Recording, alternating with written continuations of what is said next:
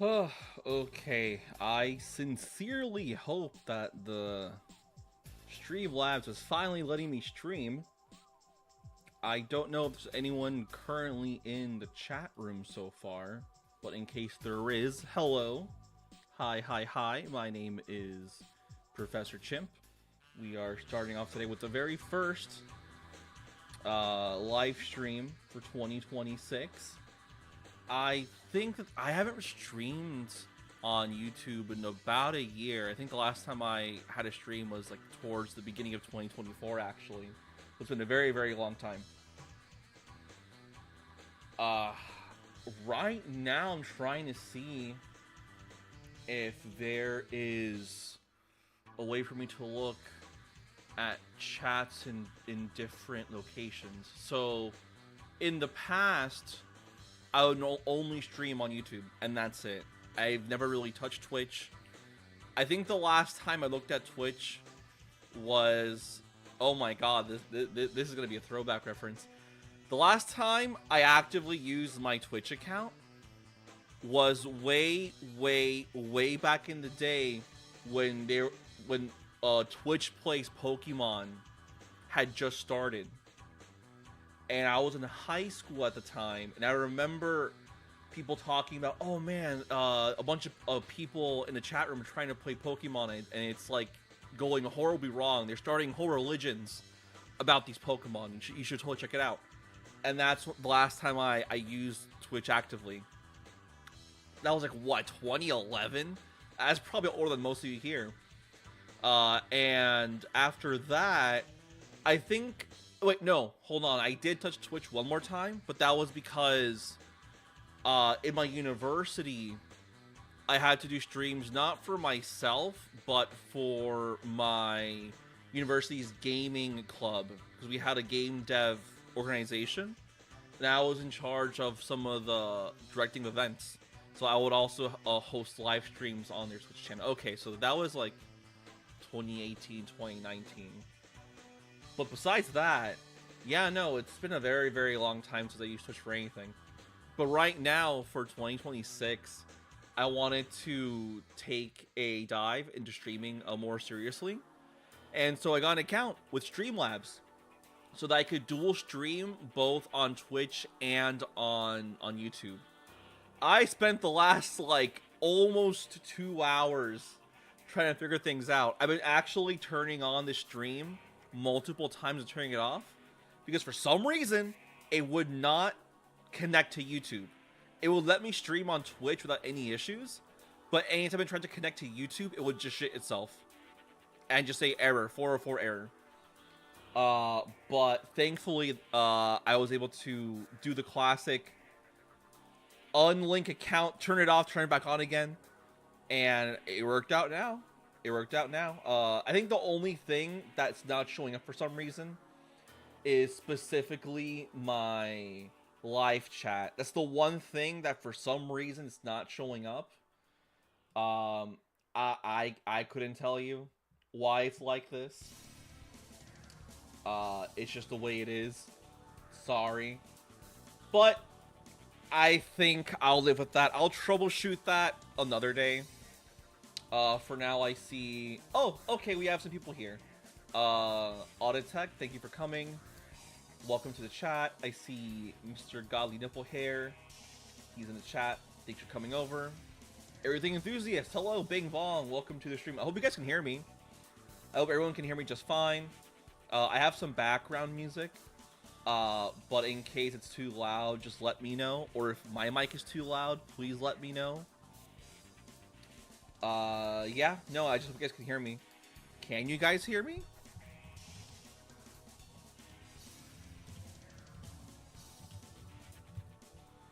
I really hope y'all can hear me. I was just talking to the wind for the last, like, 5 minutes or so. Alright, cool. So y'all can hear me. Nice. Also, I see, Jog is in the stream. Thank you for joining, Jog. I appreciate it. Let's see. Then I think the last thing I'm gonna do before I start chatting about what I'm writing is I'm just gonna very quickly just posted on some of my Discord servers and possibly on Twitter. I hope everyone's doing okay. Hope everyone's having a good day today, unlike me, who spent the last 2 hours smacking my forehead against Streamlabs. Hope y'all are doing fantastic. Besides Streamlabs, today I was mostly just kind of figuring out some tasks to do for my new job. It was just a bunch of different Zoom meetings where if you ever have a full-time job involving marketing or like even in an office setting, y'all can understand the frustrations of when you're in a job, you're in a call, and you realize very quickly that this meeting could have just been an email. That was my experience today. Except instead of having it be like, oh, it's one meeting, it should have been like, you know, an email. It was multiple meetings. It could have been just like 2 emails. That would have saved me 3 hours of my time. Because very long story short, we had to figure out how to like use a certain website to do our intakes and our tasks.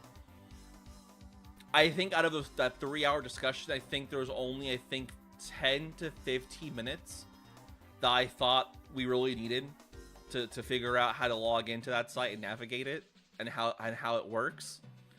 The other 2.5 hours, completely unnecessary in the slightest, in my opinion. But that's just me. That's just my personal opinion. Let's see here. And also, in case y'all were curious, right now, I updated my playlist of music because I mostly only use just like Dragon Ball video game music for all of my streams, and now I decided to mix it up with some other games. If anyone ever grew up playing things like Rival Schools or Marvel vs. Capcom 2 and 3, that's now added to the playlist. I think what we're hearing now is from Rival Schools, the first one. Very foreboding music, if I do say so myself.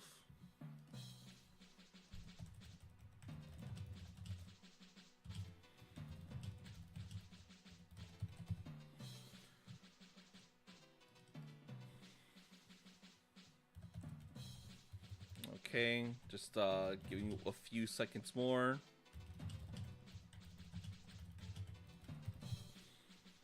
And I'll place it one more place.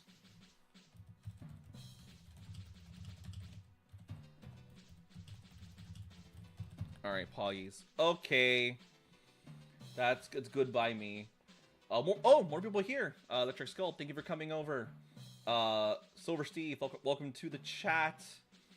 So right now, what I have here is just pretty much a master document for an idea I had a few months ago.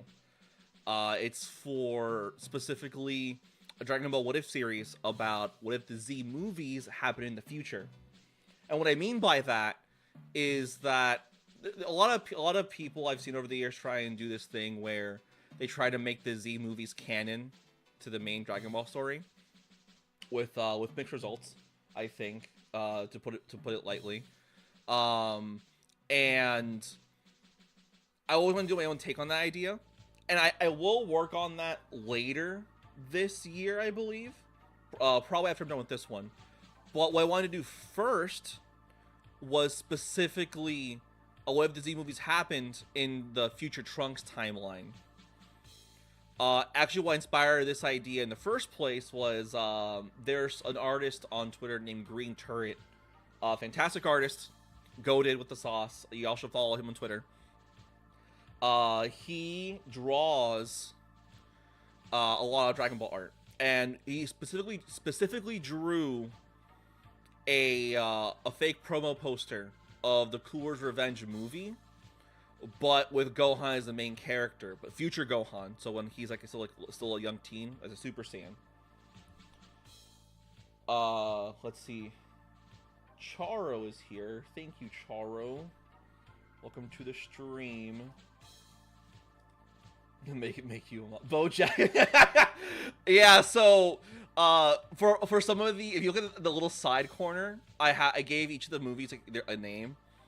Most of the time, it's just the actual name of the movie. sometimes it's abbreviated. I didn't want to put BoJack Unbound because it didn't fit, so I thought a compromise was to just call it BoJacking it. Just because, like, I don't want to call it Unbound. He's just BoJacking it. It's fine. Or the other ones. Oh yeah, I didn't want to put down Wrath of Dragons because it didn't fit either, so I just put down Imagine Dragons. As you do. Isaac, welcome to the stream. Thank you very much. Charo, is the live chat working? I mean, I can see it just fine. Can I make you mod? I want to see if I can. Let me double check to see if I can do that right now with the Streamlabs. Because it's all you gotta do is just right click on someone's name on YouTube chat if you're on the YouTube stream. But on Streamlabs, how do I do that on Streamlabs?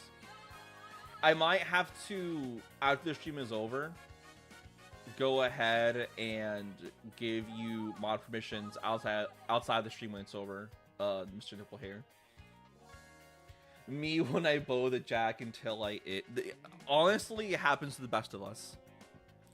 So I've already written down in advance what I wanted to do for the Cooler's Revenge movie, specifically. It's already done. Very, very long story short, how this one works is that, well, I guess first of all I should explain that movies 1 through 4, we can see the live chat. Yeah, no, I understand. So again, Streamlabs is funky. I spent the last hour plus trying to figure out how it works. I've gotten everything else to work just fine, but when it comes to trying to get the YouTube chat box specifically, it just doesn't want to register it. And I don't know why. I looked at different video tutorials, and I feel like I'm doing everything right. And yet it's not working out for me. I don't understand. So yeah, that's pretty much all I can really do. I guess the other thing I could try, if you just give me one second. Maybe if I did, hold on. Maybe this might work. Do this. Does it show up now? Okay, so it does, but it's super small. That's a shame. Oh well. Okay, so there it is now. It's just ultra small. You hate to see it. I wonder if there's a way to change the widget after the stream is over to make it look larger and more stylized, but whatever. That's for a different day. That's for a different day. Whatever. So anyways, going back to this little discussion, I think for the future timeline, I'm just going to ignore movies 1 through 4. I'm really sorry if you're a Garlic Jr. head or a Willow stan. I from the bottom of my heart, you have my condolences, but since the future timeline is pretty much identical to the past one up until the Android saga happens, it's probably just not gonna happen.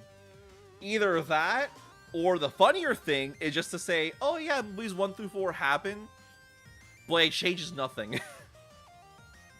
So you decide that at home, chat. Let me know if you prefer having movies 1 through 4 happen, but nothing changes. Charo, you're the only Willow fan. You're also the only Cashman fan out there. So you're doing double work duty as the last of your species. I know, I'm very sorry. Nipple Hair says, wrong, I loved him. Yeah, very true. But yeah, so for Cooler's Revenge, which was when everything actually goes down, I kind of wanted it to include how the Cooler's Revenge movie actually starts as a flashback for the Bardock Father of Goku special. So it would start off with, Bardock doing his rebellion against Frieza, but it fails. And when that whole thing happens, you have the moment where Cooler is seen watching from like another, I don't know, another quadrant or something, and he sees it happening. Saul's is like, "We should blow it up, Monsieur Cooler," and then Frieza, and then Cooler's just like, "Actually, no, that's Frieza's job. I'm not gonna do his work. He sucks." And explodes. And the plot of the movie happens. And there's actually, okay, so I rewatched this movie before I started writing the outline. There's a really interesting scene where Gohan is preparing, you know, he's packing his stuff to go camping with Goku, right, with his dad. And then Chi-Chi gets really upset, and she goes, "Gohan, what are you doing? Are you doing homework?" And he's like, "Yeah, I know. Oh, but I want to go camping with my father." "Come on, Mom. I'm gonna go camping with Dad." And then Goku goes out of his way to say, "Yeah, Gohan, finish your homework." Then Chi-Chi gets really scared. And then she tells him, "Oh, are you sick?" And Goku goes, "No, of course I'm fine, Chi-Chi. Yeah, I'm not sick." This like throwaway scene that in the normal context of the present timeline is just a little funny scene. In here is devastating because future Goku is telling his wife, "Don't worry, honey, I'm fine. I'm not sick. Don't worry. I'm as healthy as an ox." And then like 1 year later, he's gonna die of a heart virus. So when I was writing this outline, I was like, I can't not have that moment in here, because that's just really tragic foreshadowing. So I also wanted to clarify that in the future timeline, just kind of like how it implies in some of the anime filler, and especially in the Dokkan Battle Story events, in the future timeline, Goku teleports to Earth from his pod, and he beats up and kills Mecha Frieza and Cooler. So in this part of the outline, when Cooler first learns that Frieza dies, it's not just, oh, he died on Namek or whatever. No, it's he hears news from Salza that Goku had killed not only his brother, but also his father on Earth. Just to add a little bit more of like, oh, this is like doubly concerning. Not because he cares about them, like he doesn't, like at all. It's just that he's more insulted that someone would dare to like besmirch the name of his clan. And then, you know, the movie mostly happens normally. Goku's camping with, I think it was, what, Krillin, Gohan, and Icarus. They go camping. Cooler attacks with his squadron. Goku gets hurt. Krillin gets hurt. Gohan gets hurt. It happens. But in the future timeline, specifically, Vegeta himself doesn't go into space. In the present timeline, because of the fact that Trunks and Goku both knew Super Saiyan, that pushed Vegeta in the present to run away into space and train and get Super Saiyan himself. In the future timeline, it was only Goku. So I would theorize that Vegeta does not go into space. He instead decides to stay on Earth. So future Vegeta would still be on Earth when Cooler's forces attack.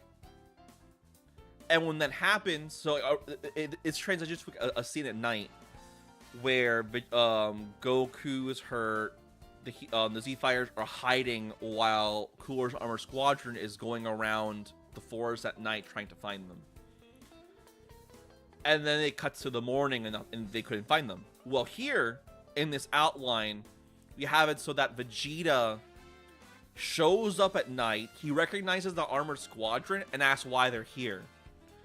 And then when, you know, the squadron says they're here to, you know, kill Goku, the guy who defeated Frieza and King Code, Vegeta just laughs and he claims that he was the one that killed them because he's He's a liar. He's a chronic liar who likes to boast whenever he can. Especially the Vegeta from like this era of the story, like around like Namek Android arc, he's still really prideful and an asshole. So he would lie. So then Vegeta fights the squadron. And also to clarify, in the future timeline after Namek, because there was no warning from Trunks, obviously, Vegeta himself didn't really train. Also has a Super Saiyan. So I think that he would probably be able to defend all three of them off, but it wouldn't be a one-sided beatdown. Like Vegeta has to actively try to fight back, right? It's not it's more even battle.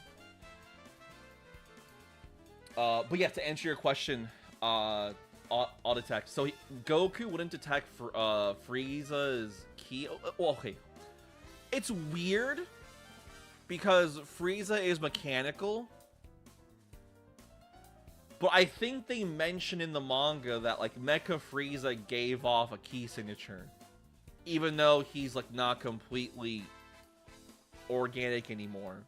It's strange, cause like the androids, like 17, 16, and 18, they don't give off a power source because they're really mechanized, especially like 16. But then Cell is also an android. But he's a bio-android, so he gives off a key signature, right? So I don't know if there's like a difference between how Jiro makes robots and how the future timeline, the aliens make robots. I don't know. But there is a difference. So even then, it doesn't matter because King Cold is there. And Goku could tell that King Cold is there on Earth. And he can tell that his friends are getting hurt and they're dying. So regardless, there would be a reason why he teleports to Earth, right? I'm seeing this message saying that's a cool. Yeah, no, this is a really cool overlay. I got it done pretty recently too. I got it commissioned back in December, and this is one of the main reasons why I thought to myself, you know what? I'm getting this commissioned. I really want to go back to trying to do live streams. It'd be really fun. So yeah. Seth, welcome to the stream. Seth says it's because Frieza is still bio. Only yeah, it's pretty much like most of him is still organic, so he still has like a key signature. It's just that he has like mechanical parts, but he's not a full-fledged android like Jiro's robots were. But yeah, anyway, so going back to like this outline specifically, Vegeta's finding off the squadron. He's doing okay. But then Cooler shows up and pretty much just one-taps him, right? And for the rest of the night, Cooler decides to punish Vegeta by torturing him because he asked Vegeta where the Super Saiyan is. He doesn't believe Vegeta is Super Saiyan. But Vegeta actually refuses to tell him. So by refusing, he's going to get punished the whole night, essentially, until the morning. And so the morning happens, and like in the movie, Gohan goes to get some senzu beans from Korin. He gets caught by the armored squadron. He gets attacked. But then Piccolo shows up to Aura Farm and to pick off the squadron. They destroy his bean bag, but he still has one more bean that he saved like in the movie. So he gives it to his dad. And this is where it looks like this movie is like, all right, this is going to be the turning point. Goku's going to fight Cooler. He's going to get beat up. And he's going to turn around and turn Super Saiyan save the day, right? So when that moment comes and Goku does turn to Super Saiyan, Gohan thinks, oh, my dad's got this. It's going to be okay. But then he realizes something is wrong. Goku's breathing becomes more haggard as the overwhelming difference in power that Goku once had over Cooler starts to dissipate. So it's no longer Goku being an overwhelming force. Over time, as the minutes pass, he starts getting more and more weaker. So then, Cooler's able to eventually overpower Goku even as a Super Saiyan because he's getting some of the effects of the heart virus at this point.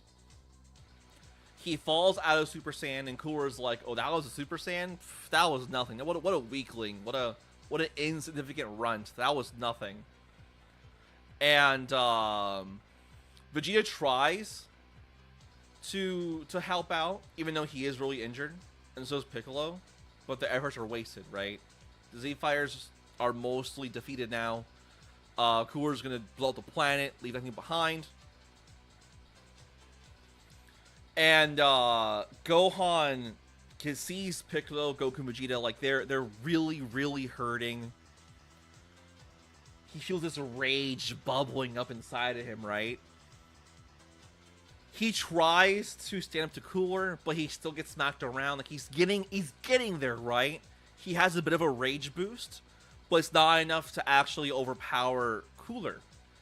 And Cooler's like, alright, well, if you're gonna try and fight me, then I guess you'll be the first to die. He tells Goku that he's gonna play his kid as he dies as, like, punishment for besmirching the Cole Clan name. And then Cooler, oh, this is a fitting song. Cooler fires a beam, and Gohan almost gives up, but he is saved by his final ally, Icarus, who takes the shot instead. Icarus would probably either push Gohan out the way or like he just takes the blast for him. Regardless, Icarus got cooked. As Icarus dies, Gohan holds him tight as he realizes this is all his fault for being so weak. Just like when the Saiyans killed Piccolo, and when Frieza was hurting his friends, there was nothing he could do. And he's just looking into Icarus's eyes of his dying friend, this poor, cute little animal that he's known since he was a little boy, since he was a little baby, and he starts to die in his arms. So funny enough, I've been getting, I know this is really sad, but Green Turret himself actually sent me some art regarding this scenario because he was really excited to hear more about it. And he sent me this this fuck ass image. Hold on. He sent me this this drawing of Icarus on the ground dying, doing the Android 16 of don't let it go, Gohan. Feel your rage. Feel that power. Poor Icarus. He just goes, let it go, Gohan. Let it go. Let it go, Gohan. and then, as Gohan gets like the peak of his emotions, Cooler just steps on his head, going, "All right, that's enough out of that thing."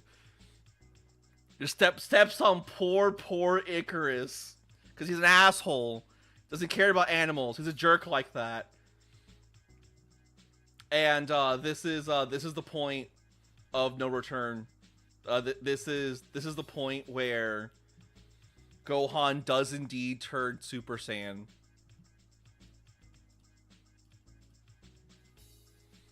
Not the dying Icarus. Oh my god.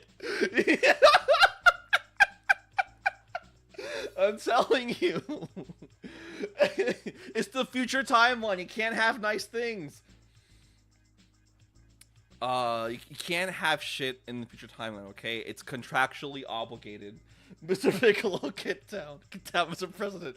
But yeah, so Icarus dies. And Cooler calls Icarus a stupid baka. And then that triggers Gohan. Now he's a Super Saiyan. And as a Super Saiyan who's also really angry, Gohan just dog walks Cooler. Like, it's no contest. No matter what he does, Cooler is just incapable of landing a blow on Gohan. Gohan just overpowers him. And Virtua Dragon, welcome to the stream. I realize your streaming popped in, and within 10 seconds you kill a dragon. No, no, no, no, you don't understand. It wasn't me. It wasn't me. It was Cooler. Cooler did it. I didn't do anything. See, look at this poor little dragon. It's not my foot doing that. It's Cooler. Look at him. He's awful. He's an asshole. And that's why Gohan's gonna beat him up. So don't blame me for the author for these story choices, okay? It's not how that works. But yeah, so then Gohan goes Super Saiyan plus Rage Boost. Cooler's cooked. If anyone has any issues with that, oh well, that's how the story goes in my book. And I can just use the age-old excuse of this is movie scaling. Movie scaling means Gohan can do anything. I can't try to turn Flame Destiny. Yeah, exactly. Mania Destructs, welcome to the stream. Hala Halal Waymount, welcome to the stream. We poorly edited Icarus onto a shirt with this one, for sure. That's gonna, honestly, I'm gonna ask Green Turd, like, hey, can this be like a like a patch or a button, maybe a shirt? That'd be really funny.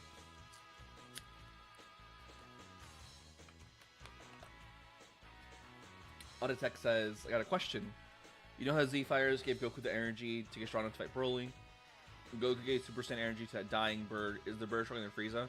I would say that bird probably survived Kid Boo's extinction attack, most likely.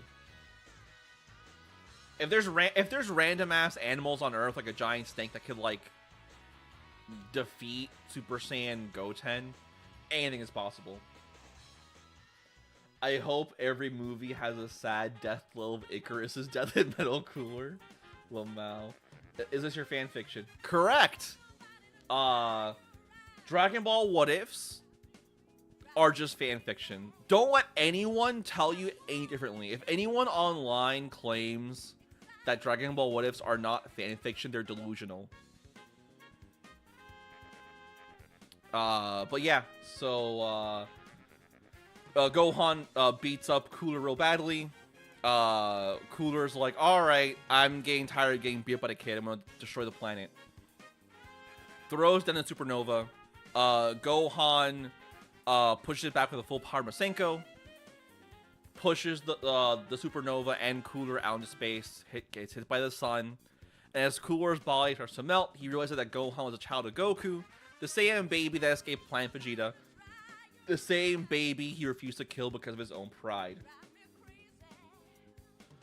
And when that happens, you know, Cooler seemingly dies. With the Cooler threat gone, Gohan powers down and collapses, because that was his first time going Super Saiyan, and he's a pretty small kid, so he collapses, gets picked up by Krillin, everyone is safe, Saul the Saiyans back up, but instead of getting blasted by Piccolo, gets blasted by Vegeta in this scenario. Vegeta looks over to Gohan, scoffs, and leaves. He wonders if we'll ever see him again, which he will. And at the end of the movie, Gohan makes a small grave for Icarus near his house.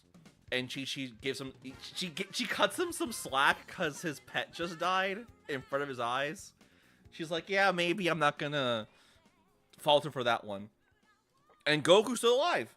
Goku tells Gohan he's proud of him, and that once they get a chance, they will revive Icarus with Dragon Balls as soon as possible, which makes Gohan feel a little better.